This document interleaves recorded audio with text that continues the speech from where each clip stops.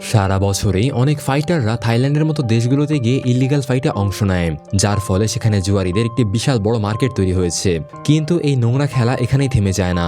যখনই ফাইটারদের ঘাটতি পড়ে তখনই থাইল্যান্ডের হিউম্যান ট্রাফিকিং মাফিয়া অন্য দেশ থেকে ফাইটারদের অপহরণ করে নিয়ে আসে।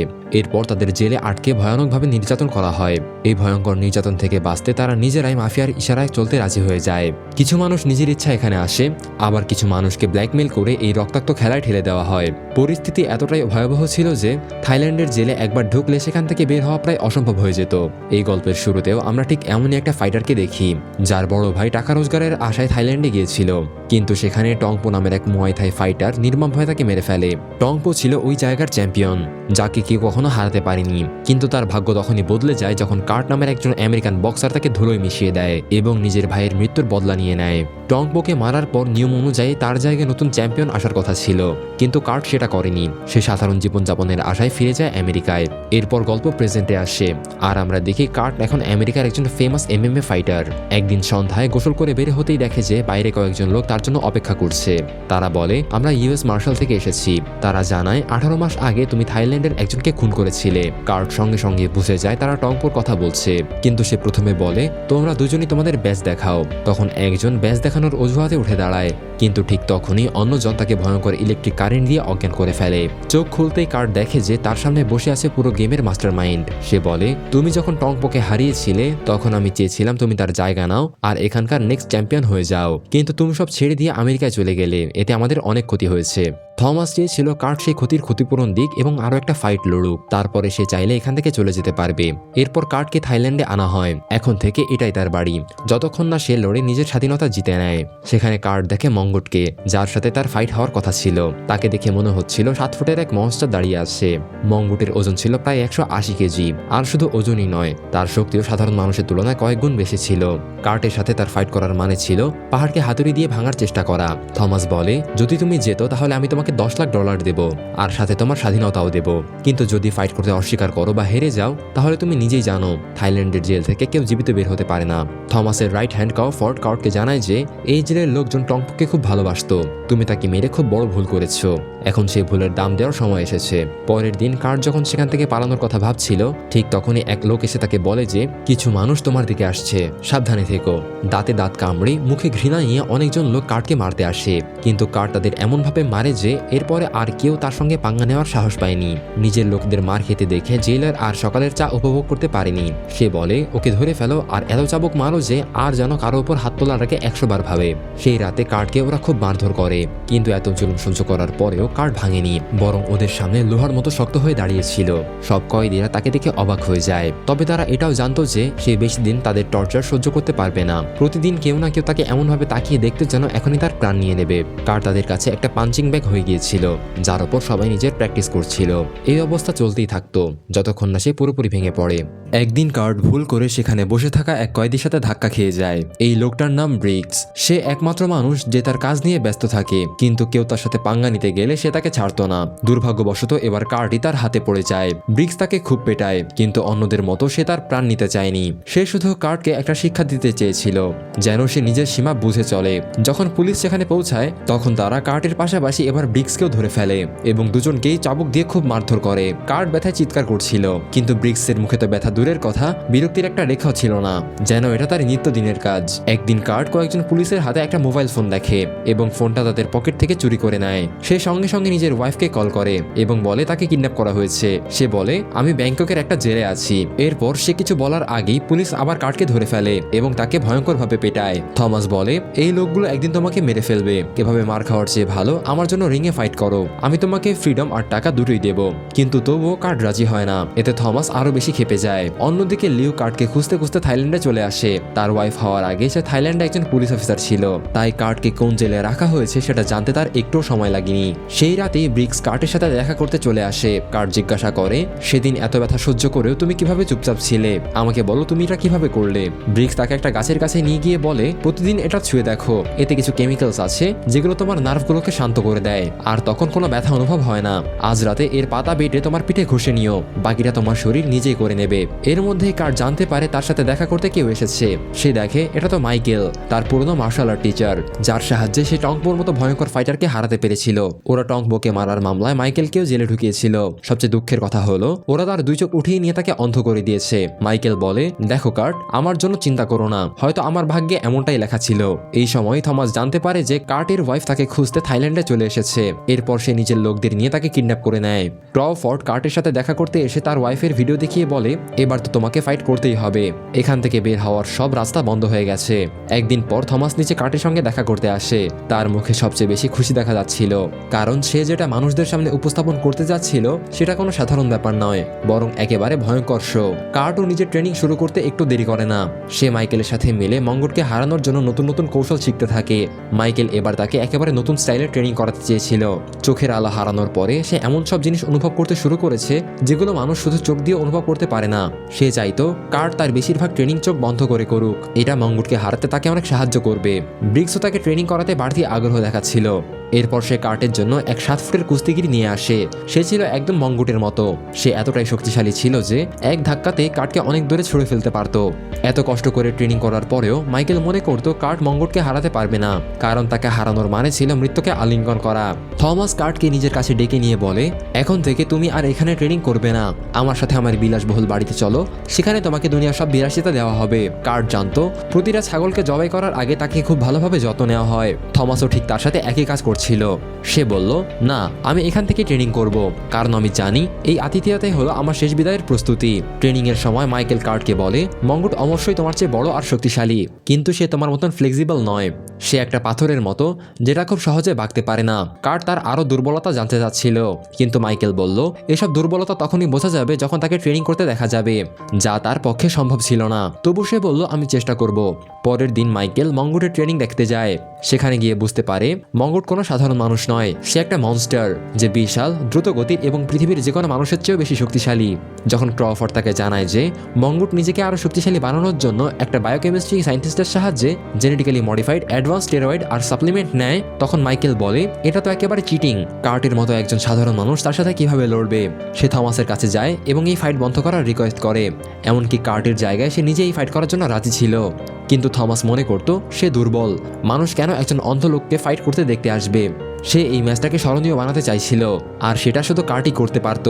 এই ফাইটে কার্টের জীবন বাজি ছিল, তাই সে এমনভাবে ট্রেনিং করছিল যেন এটাই তার শেষ ফাইট। অল্প কিছুদিনের মধ্যে সে সেই 7 ফুটের ফাইটারকে হারাতে সক্ষম হতে শুরু করে, যেটা ট্রেনিং এর শুরুতে তার কাছে অসম্ভব মনে হচ্ছিল। কার্টের মনে হতে লাগলো সে খুবই সহজেই মঙ্গটকে হারিয়ে দেবে, কিন্তু মাইকেল কখনোই তাকে বাস্তবতা দেখানো থেকে পিছপা হয়নি। সে চাইতো কার্ট যতটা সম্ভব উঁচুতে লাফ দেওয়া শিখুক, কিন্তু প্রতিবারই কার্ট তার আশা অনুযায়ী লাফ দিতে পারতো না। এই সময় ট্রেনিং করতে করতে কার্টের চোখ পড়ে এক লোকের হাতে থাকা ট্যাটুর দিকে। এই ট্যাটুওয়ালা লোকটাকে সে লিউয়ের কিডন্যাপিং ভিডিওতে দেখেছিল। এর মানে যদি তাকে ফলো করা যায় তাহলে লিউকে বাঁচানো সম্ভব। সে ক্রফোর্ডকে বলে, আমাকে একটু বাইরে ঘুরতে যেতে হবে, যাও তোমার বসের কাছ থেকে পারমিশন নিয়ে আসো। এরপর তারা একটি ক্লাবের দিকে যায় যেখানে ছোটখাটো ফাইট হতো। কার্ট সেখানে ফাইটে অংশ নেয়। ঠিক সেই সময় মাইকেল একটা অজুহাত দেখিয়ে ক্লাবের বাইরে চলে যায় এবং এক অচেনা লোকের ফোন ছিনিয়ে নিয়ে তার নিজের ছেলেকে কল করে। অন্যদিকে কার্ট তার ফাইট দিয়ে সবার দৃষ্টি অন্যদিকে ঘোরানোর পুরো চেষ্টা করছিল। শেষ পর্যন্ত সে সেই ম্যাচ জিতে যায়, কিন্তু এটাই তার আসল প্ল্যান ছিল না। তারা ম্যাচ থেকে পাওয়া টাকাটা হাতে পেতে না পেতেই সব টাকা আকাশে ছুড়ে দেয়। এতে ক্লাবের ভেতরে একটা হুড়োহুড়ি শুরু হয়ে যায়। এই সুযোগটাকে কাজে লাগিয়ে তারা ট্যাটুওয়ালা লোকটাকে কিডন্যাপ করে নিজেদের সাথে নিয়ে যায়। অনেক মারধরের পরে শেষ পর্যন্ত সে সত্য কথা বলে দেয়। সে বলে যে তারা লিউকে কোথায় আটকে রেখেছে। সে তাদেরকে একটা নদীর ধারে নিয়ে যায়, কিন্তু সেখানে সবাই তাকে চিনত। তার একটা মাত্র ইশারাতেই সবাই তাকে বাঁচাতে কার্ট আর তার বন্ধুদের উপর ঝাঁপিয়ে পড়ে। এই সুযোগ বুঝে লোকটা সেখান থেকে পালানোর চেষ্টা করছিল, কিন্তু কার্ট তার পিছু নেয় এবং শেষ পর্যন্ত তারা তাকে ধরে ফেলে। এরপর তারা সবাই একটা সিক্রেট পেন্ট হাউসের দিকে যায়, যার দরজা শুধু সেই লোকটাই খুলতে পারত। ভেতরে ঢুকেই কার্টের দেখা হয় থমাসের সঙ্গে, যে তার গার্লফ্রেন্ডদের নিয়ে ভোগবিলাসে মেতেছিল। এই মেয়েগুলো শুধু তার মনোরঞ্জনের জন্য ছিল না, বরং সৌন্দর্যের আড়ালে লুকিয়ে থাকা এমন এক বিপদ ছিল যাদের থেকে দূরে থাকাই ছিল বুদ্ধিমানের কাজ। তারা কার্টকে এক গোলকধাঁধার মতো জায়গায় নিয়ে গিয়ে একের পর এক আক্রমণ করতে থাকে, কিন্তু শেষ পর্যন্ত কার্ট তাদেরকে খুঁজে বের করে এবং তাদেরকেও তাদের আসল জায়গা দেখিয়ে দেয়। ওরা সামনে এগোতেই এক লোক লিউয়ের মাথায় বন্দুক ঠেকিয়ে বলে, সবাই অস্ত্র নামিয়ে ফেলো। তখন কার্ট জোরে একটা ছুরিতে লাথি মারে এবং সেটা সোজা সেই লোকটার বুকে গিয়ে ঢুকে যায়। সুযোগ বুঝে লিউ তাকে গুলি করে শেষ করে দেয়। যখন তারা সেখান থেকে বের হতে যাচ্ছিল ঠিক তখনই থমাসের গুন্ডারা চারিদিক থেকে তাদের ঘিরে ফেলে। তাদের দেখে মঙ্গুট প্রচণ্ড রেগে যায়। সে বলে, তোমাদের এখানে আসা উচিত হয়নি। এই কথা বলে সে আক্রমণ করে বসে। কার্টকে বাঁচাতে গিয়ে লিউয়ের এক ভয়ঙ্কর ঘুষি লাগে এবং সঙ্গে সঙ্গে সে জ্ঞান হারিয়ে মাটিতে লুটিয়ে পড়ে। তাকে যখন হসপিটালে নেওয়া হয় তখন ডক্টর কার্টকে জানায় যে সে কোমায় চলে গিয়েছে এবং সেরে উঠতে তার সময় লাগবে। মাইকেল সাধারণত সৃষ্টিকর্তায় বিশ্বাস করতো না, তবুও সে লিউয়ের জন্য প্রার্থনা করে। মনে হচ্ছিল তার প্রার্থনা শোনা হয়েছে, কারণ খুব শিগগিরই লিউ কোমা থেকে বের হয়ে আসে। ফাইটের সময় ঘনিয়ে আসছিল আর মৃত্যুর ঘণ্টা তার মাথার উপর নাচছিল। কিন্তু কার্ট এখনো কি করবে বুঝে উঠতে পারেনি। তারা মঙ্গুটের দুর্বলতা এখনো জানতো না। তখন মাইকেল তাকে বলে, আমি জানি তার সবচেয়ে বড় দুর্বলতা কি।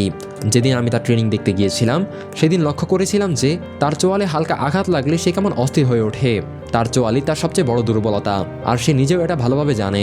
তাই সে কখনোই তোমাকে সেখানে আঘাত করতে দেবে না। তার মুখ পর্যন্ত পৌঁছাতে হলে তোমাকে খুব উঁচু আর একদম অ্যাকুরেট জাম্প দিতে হবে, তা না হলে গেম সেখানেই শেষ। পরের দিন থাইল্যান্ডের সবচেয়ে প্রাচীন টেম্পলে কার্ট আর মঙ্গুটের মধ্যে ফাইটের আয়োজন করা হয়। এই ভয়ঙ্কর ফাইট দেখতে দূর দূরান্ত থেকে অনেক মানুষ জড়ো হয়েছিল। সবার আগে কার্ট রিংয়ে ঢোকে আর লোকজন তার জন্য চিয়ার করতে শুরু করে। কিন্তু যখন মঙ্গুট রিংয়ে পা রাখে পুরো স্টেডিয়াম তার নামে গর্জে ওঠে। তার আগমনে যে প্রচন্ড শোরগোল ওঠে তার নিজে কার্টের পরিচয় যেন পুরোপুরি হারিয়ে যায়। থমাস সবাইকে বেটিং রুলস বুঝিয়ে দেয়। তারপর সবাই নিজেদের টাকা বাজি লাগাতে শুরু করে। মঙ্গুট কার্টকে বলে যে, শুনেছি তোর ওয়াইফ কোমা থেকে বেরিয়ে এসেছে, এটা খুবই ভালো খবর। তোকে মারার পরে সে আমার স্ত্রী হয়ে যাবে। প্রথম রাউন্ড শুরু হতে না হতেই মঙ্গুট এক ভয়ঙ্কর ধাক্কা দিয়ে কার্টকে মাটিতে ছুঁড়ে ফেলে দেয়। কার্ট বেচারা তাকে আক্রমণ করার চেষ্টা করছিল, কিন্তু তার সব আঘাত মঙ্গুটের কাছে কেবল হালকা চড়ের মতো লাগছিল। মঙ্গুটের গতি খুব বেশি না হলেও শক্তিতে তার কোনো তুলনা ছিল না। কখনো সে কার্টের হাত দুমড়ে মুচড়ে ধরছিল, আবার কখনো সে অসহায় কার্টের গলা চেপে ধরছিল। দর্শকদের চিৎকারি বুঝিয়ে দিচ্ছিল যে এই রাউন্ডটা কে জিততে চলেছে। সময় শেষ হওয়ার আগেই কার্ট তার উপর চড়ে বসে এবং একের পর এক কনুইয়ের আঘাত করতে থাকে, কিন্তু মঙ্গুট তাকে তুলে পাথরের উপর আশ্রয় ফেলে দেয়। এতে কার্টের অবস্থা আরো ভয়াবহ হয়ে যায়। সে এমন জোরে আঘাত করছিল যেন তার প্রাণী নিয়ে নেবে। ঠিক তখনই রাউন্ড শেষ হয়ে যায় আর তাকে থামতে হয়। কার্ট বুঝে গিয়েছিল সে আর এই ফাইট জিততে পারবে না। আরেকটা রাউন্ড মানে হবে শুধু তার মৃত্যুকে আরো যন্ত্রণাদায়ক করা। আর পরের রাউন্ড ছিল আরো ভয়ঙ্কর, কারণ এবার ফাইট হবে হাত দিয়ে নয় বরং তরবারি দিয়ে। ঘন্টা বাজতেই মঙ্গুট ঝাঁপিয়ে পড়ে কার্টের ওপর। তার আঘাত এতটাই শক্তিশালী ছিল যে কার্টের তলোয়ার হাত থেকে ছিটকে অনেক দূরে গিয়ে পড়ে। এত মার খাওয়ার পরও কার্টের ভেতরে আর একটু শক্তি ছিল না যে সে ঠিকভাবে দাঁড়াতে পারে। সবাই মঙ্গুটকে চিৎকার করে বলতে থাকে যে ওকে মেরে ফেলো, ও বেঁচে থাকার যোগ্য না। এরপর মঙ্গুট তাকে তুলে নিয়ে গিয়ে তার পেটে এমন ভয়ঙ্কর ঘুষি মারে যে তার পুরো শরীর কেঁপে ওঠে। সবাই তাকিয়েছিল এই আশায় যে হয়তো সে উঠে দাঁড়াবে, কিন্তু সে আর ওঠেনি। ঠিক তখনই একজন ডক্টর দৌড়ে এসে তাকে পরীক্ষা করে সবার সামনে ঘোষণা করে দেয় যে সে আর এই দুনিয়াতে নেই। খবরটা ছড়িয়ে পড়তেই চারদিকে মঙ্গুটের নাম চিৎকার করে বলতে থাকে। লোকজন তার জয়ের উৎসব শুরু করে দিয়েছিল, কিন্তু সেই শোরগোলের আড়ালে একজন লোক কার্টের মৃত্যুর নীরব শোক পালন করছিল। লিউ অনেক চেষ্টা করে কার্টকে তুলতে, কিন্তু সে তখন আর নেই। মাইকেলও নিজেকে সামলাতে পারেনি, তাকে হারানোর দুঃখে সে কাঁদতে থাকে। এমন সময় লিউয়ের চোখ পড়ে সেই স্টেরয়েডের দিকে, যার মধ্যে ডেড সেলস রিপেয়ার করার অসাধারণ ক্ষমতা ছিল। এক মুহূর্ত দেরি না করে সে সেটাকে তুলে কার্টের শরীরে ইনজেক্ট করে দেয়। স্টেরয়েড তার রক্তে মিক্স হতেই হঠাৎ কার্ট আবার জীবিত হয়ে ওঠে। তার মৃত্যুতে উৎসব করা লোকজন তাকে দেখে হতবাক হয়ে যায়। সবার মুখের অবস্থা এমন হয়ে গিয়েছিল যেন তারা ভূত দেখে ফেলেছে। কার্ট বলে, আমাদের দুজনের মধ্যে কেউ মারা না যাওয়া পর্যন্ত এই ম্যাচ শেষ হবে না। থমাস দেখলো হঠাৎ করে সবাই কার্টের উপর টাকা লাগাতে শুরু করেছে। তখন সে বুঝে গেল এখন মানুষ কার্টের শক্তির ওপর নয়, তার সাহসের ওপর টাকা ধরছে। কার্ট মাইকেলকে তার চোখে কাপড় বেঁধে দিতে বলে, কারণ মঙ্গুটকে শুধু মারাই যথেষ্ট ছিল না, এটাও বুঝতে হবে যে সে কোন টেকনিক ব্যবহার করে আক্রমণ করছে। রিংয়ে ঢুকতেই সে শুধু নিজের ডিফেন্সে মন দেয়। বাতাসের ভেতরে সামান্যতম পরিবর্তন সে অনুভব করতে পারছিল এবং খুব দ্রুতই মঙ্গুটের ফাইটিং প্যাটার্ন তার কাছে পরিষ্কার হয়ে যায়। সে জানতো মঙ্গুটের চল খুব দুর্বল, কিন্তু যতক্ষণ সে বুক ফুলিয়ে পাথরের মতো সামনে দাঁড়িয়ে থাকবে ততক্ষণ সেখানে আঘাত করা সম্ভব নয়। তাকে একটু ঝুঁকতে বাধ্য করার জন্য মঙ্গুটকে ক্লান্ত করা জরুরি ছিল। এই কাজে ভিড়ের অর্ধেক সাহায্য করে দেয়। লোকজন মঙ্গুটকে আরও রাগিয়ে তোলে, ফলে সে খুব দ্রুত ক্লান্ত হয়ে পড়ে। যখনই সে একটু শ্বাস নেওয়ার জন্য নিচে ঝুঁকতো তখনই কার্ট তার চোয়ালে জোরালোভাবে আঘাত করত। এভাবে সে তাকে প্রচন্ড মারতে থাকে, কিন্তু মঙ্গুটও কম চালাক ছিল না। কার্টের এই কৌশল বুঝে সে ঝোঁকা কমিয়ে দেয় এবং হঠাৎ তার গলা চেপে ধরে এবং পানিতে ডুবিয়ে মারার চেষ্টা করে। সবাই দাঁড়িয়ে দাঁড়িয়ে তার মৃত্যুর শো দেখছিল। সবার মনে হচ্ছিল এটাই তো শেষ, কিন্তু কার্ট আবার উঠে দাঁড়ায় এবং মঙ্গুটের ওপর একের পর এক প্রাণঘাতী হামলা করতে শুরু করে। মাইকেল তাকে আগে থেকেই কিল শট সম্পর্কে বলেছিল, আর এটাই ছিল সেটা ব্যবহার করার সঠিক সময়। কার্ট মঙ্গুটের মুখের ওপর ভয়ঙ্কর লাথি মারে, যার ফলে সে ছিটকে মাটিতে লুটিয়ে পড়ে। এরপর কার্ট তার উপর এত ঘুষি মারে যে তার শরীরে কেবল প্রাণটুকুই বাকি থাকে। উঠে পাল্টা আঘাত করার মতো শক্তি আর তার ছিল না। কার্ট চাইলে তাকে প্রাণে ছেড়ে দিতে পারত, কিন্তু সে লিওয়ের সাথে যা করেছিল তারপরে তাকে ক্ষমা করা অসম্ভব ছিল। শেষ পর্যন্ত কার্ট তার গলা চেপে ধরে এবং শেষ নিঃশ্বাসটুকু কেড়ে নেয় এবং তাকে সেখানেই মেরে ফেলে। এই ফাইট এখানেই শেষ হয়ে যায় আর কার্টই এর উইনার ছিল। অন্যদিকে থমাস যে আর্থিক ক্ষতির মুখে পড়েছিল তা হয়তো একদিন সে সামলে উঠতে পারত, কিন্তু সবার সামনে যে অপমান তাকে সহ্য করতে হয়েছে সেই ক্ষত কখনোই ভরাট হবে না। এর সাথে এই মুভি এখানেই শেষ হয়ে যায়। তো বন্ধুরা, সিনেমাটি কেমন লাগলো অবশ্যই কমেন্ট করে জানাবেন। আর নতুন নতুন এমন সিনেমা পেতে আমাদের চ্যানেলটি সাবস্ক্রাইব করতে ভুলবেন না। দেখা হবে পরের কোনো ভিডিওতে, ততক্ষণ পর্যন্ত টাটা, বাই বাই।